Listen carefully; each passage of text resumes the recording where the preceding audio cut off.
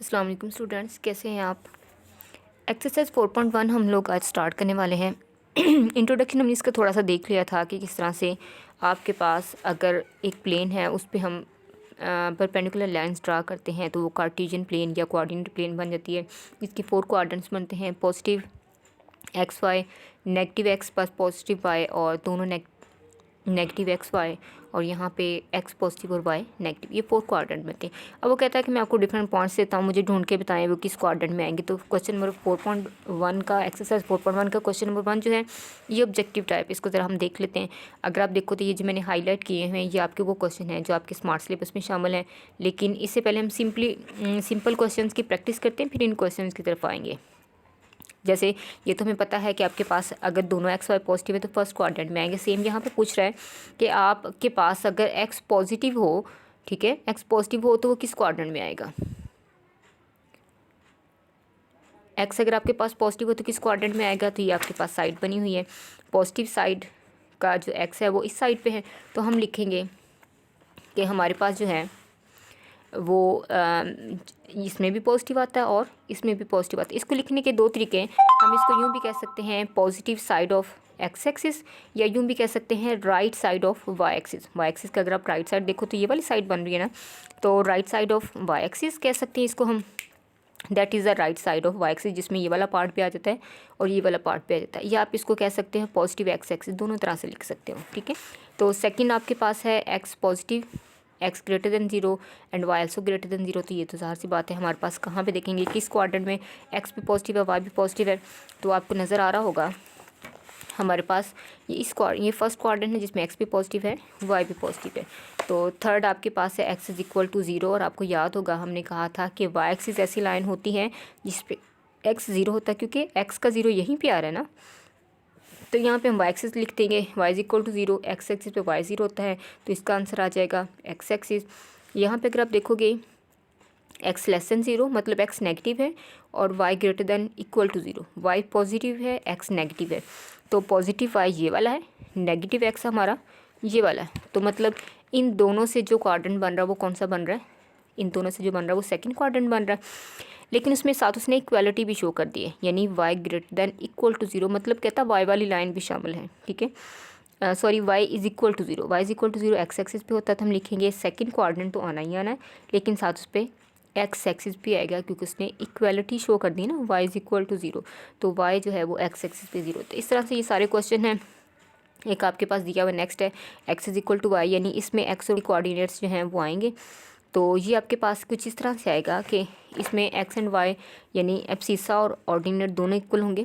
तो अगर आप इसके फर्स्ट क्वाड्रेंट की बात करें तो ये वाली लाइन कुछ इस तरह से होगी कि जिसमें एक्स और वाई दोनों आपके पास जो है वो, क्योंकि अगर यहाँ पे 2 है तो यहाँ पे भी 2 होगा, ये आपके पास ऐसी लाइन होगी कि जहाँ पे एक्स भी 0 होगा और वाई भी 0 है। दूसरी तरफ आपकी नेगेटिव साइड पर अगर आप जाओगे तो देखिए इसमें नेगेटिव एक्स है और इसमें नेगेटिव वाई है, ऐसे है ना, नेगेटिव एक्स और नेगेटिव वाई है तो माइनस से माइनस कट जाएगा, ये X is equal to Y आ जाएगा। मतलब फर्स्ट क्वाड्रेंट में और थर्ड क्वाड्रेंट में ये पॉइंट्स आएंगे जिसमें X is equal to Y है, वो बताना ही चाह रहा है। आपने वो वैल्यूज़ लिखनी है जिसमें एक्स और वाई 0 इक्वल हो, मतलब जैसे 2 एंड 2 हो जाए, ठीक है ना, 2 एंड 2, 3 3, 4 4, -5 -5, इस टाइप की जो है ना वो पॉइंट्स आ जाएंगे जिसमें एक्स और वाई 0 हैं, सॉरी इक्वल हैं और उनकी साइन भी सेम है, ठीक है। तो ये आपके पास कौन सा क्वाड्रेंट आ जाता है, फर्स्ट क्वाड्रेंट और थर्ड, क्योंकि थर्ड में दोनों नेगेटिव है लेकिन माइनस से माइनस कट के ये इस तरह से आ जाएगी।